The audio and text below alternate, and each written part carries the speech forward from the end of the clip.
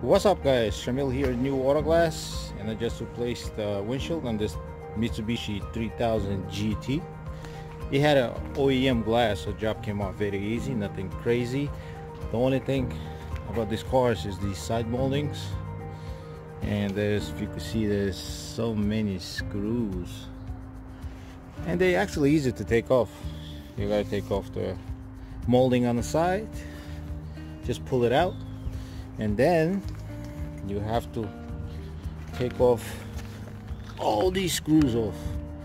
So there's screws on a chrome channel, and this thing covers the side moldings, and side moldings have 1, 2, 3, 4 screws. So altogether it's like 12 on these, 4 on those, so 16 on each side. And then cowl also has screws. Yeah, I would recommend using a drill because it's gonna get very boring if you try to do it by hand. Other than that, very simple install. I got lucky. This is a 98 and this had original glass. Just gotta clean it. You know, there was zero rust on it, perfect condition. So let's hope it stays the same way. No rust in the future. Alright, it's just a short video. Thank you guys.